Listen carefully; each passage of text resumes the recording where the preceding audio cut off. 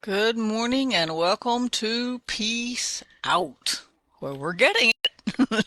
A piece, Piece, at a time, right? We're learning to take those steps every day, or I am. I hope I'm helping you too. I don't know, but I'm helping me sometimes because sometimes it helps me get my thoughts together and remind me that all the things God's given to us remain intact, right? No matter what we face every day, even if we have to buy insurance. Have y'all tried to buy insurance yet? I got 40 calls after I put my number in the wrong one. Oh boy, what a mess. What a mess. Anyway, I hope you're having a good morning and I hope that you are just learning to peace out just like me. I mean, we're going to have things come at us every day. That's a given. There's not a button. There's not a button to turn off God's peace, but there's also not a button to turn off the stuff, right? We're going to have to deal with stuff. We're going to have good things, bad things, in between things come at us all day long, every day. And so it's just learning to trust his peace, just learning to just trust him, really. And I think true peace comes when we just trust him in the middle of all of our whatevers, right? So this morning I was working on the blog for caregivers and I found myself in a familiar scripture. It's in Psalm 46:1. It says, God is our refuge and strength, a very present help in trouble. Yeah, and that stood out to me this morning because I was like, I was just thinking about the things we go through every day. And of course, I have my story, caregiving story, and you have your story, maybe your job, maybe your family. We all have all these different elements that come together to make up our stories. But in our stories, God is there too. And He doesn't take time off. He's a present help in trouble, but He's also a present peace, right? And He's always accessible.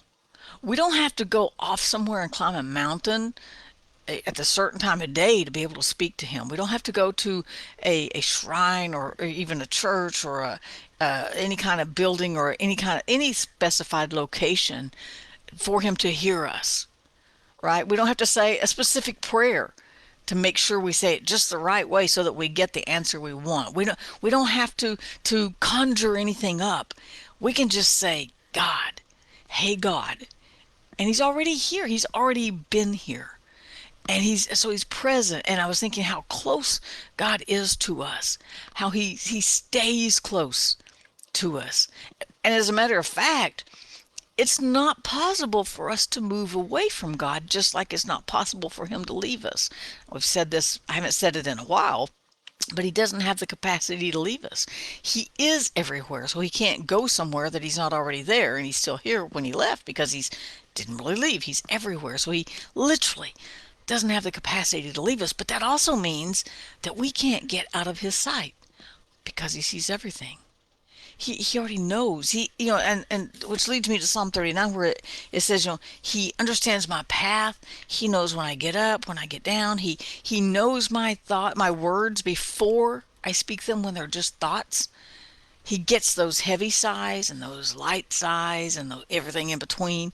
He gets us. We have ease of access to God. All we have to do is call on him. And we don't even have to do it out loud. He's that close and he's that present and he's that tuned in to our hearts and our minds and our lives that we just lean toward him and he's already got us, right? We just think about calling on him and he's like, I'm right here. I'm right here. I'm right here. His peace is just available.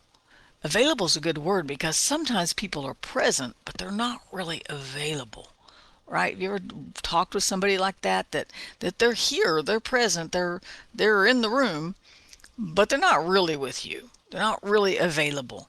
And a lot of times people want to say that they'll that they are with you and they want to help you and they want to but don't call them. Right. Had that a few times. Not often. Mostly people are sincere. As a general rule, most people are sincere, especially when they want to help or they say they're here for you. They really are. And they really are sincere in that. But there are people that sometimes they want to help, but they don't know how or they kind of draw back a little bit, and so they kind of ghost you on the side, and then things like that, because they don't really want to do anything, but they just want you to feel better, right? But God's not like that. God is with us in it.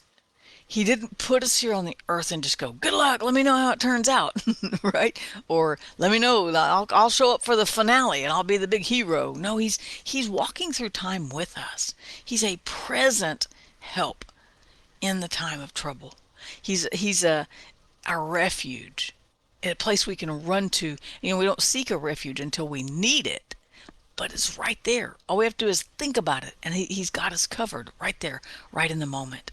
Right? I love that about God, that he is just in the moment, no matter what the moment brings, whether it's great joy or great sadness or something in between, right? Whether it's prosperity or poverty, he doesn't have any limitations. He doesn't say, okay, it's almost 9, so get your request in because I'm going offline at 9, right? Or I'll see you in the morning. No, he's present in time with us. He's present in this. He's walking through time with us. As a matter of fact, technically, he's already walked through time before us. And time is just catching up to all the things God's already done on our behalf. Because the cross happened before he said, let there be light. So before Adam and Eve sinned, God already fixed it. Before it all got broken, he already fixed it. We just had to discover that process of coming back to him, bringing it back to him, finding ourselves hidden in him, right? And so it's just that over and over, just like the peace thing. We keep coming back to peace because things come at us all day long that try to disrupt it. And you know what? It doesn't even have to be. Sometimes it doesn't even have to be anything very big. You smash your finger in a door, or trip on exercise bicycle, or fall off the treadmill, God forbid. That might be a big thing for fat old people like me, right? But it could be something little. Like the other day, I was putting my water bottle up, and I don't know how much those weigh. I need to go weigh one, just see how much it is, because I have to bring them in every other week when they get delivered, and then I have to lift them up on the cabinet and put the bottle up there, and I use a little step thing, and I had just thought, I've never dropped one of these, and I dropped it literally in that, almost in the same that moment, because there's a little system I have to. You lean it up, you put the lid at the top of the spout, on the little water container that with the spigot on it, and then you have to let some of the water run in there, which really drives me crazy because I would just want it on there real fast. But you got to wait a second, and I didn't quite wait, and I don't know what I did, but it just slipped, and it hit the stool. Thank God it didn't hit my foot, and then it just water off on the floor. But I didn't lose much water in it. Maybe a glass of water, maybe a little bit more, maybe a 12-ounce bottle of water, so 20 ounce. So, but I jumped off the stool and grabbed it and turned it back up, and I was wet. I was wet. My whole desk was wet. And after I got this all cleaned up, I went in the kitchen. The whole kitchen floor had been splattered. And, and you know what? I just laughed. We never know when something is, but sometimes there are times when I'm so on overload, and maybe some of you relate to this, and maybe some of you don't. If you don't, see you later. Talk to you tomorrow. Maybe tomorrow's your day, right? But sometimes we're so on overload that the smallest thing just sends us off that edge. And that's why it's so important to stay tucked into his peace, because it's always accessible. When we stay tucked into his peace, I just laughed. I was like, well, oh man. So I picked it all up, got it back up there, and went a little slower and did it right and got it done. And I just laughed. But there are days when something like that is really small. It was easy to clean up. It was just water, right? It was pennies, but it was just water, right? And so sometimes those things seem really big. When we're on overload, those things, even the smallest thing, just seem like they break us, right? And so, but God's there in those moments, because I know sometimes it can be the silliest thing. I'm like, why am I mad about this? I'm not really. And then I realize I'm not really mad about this.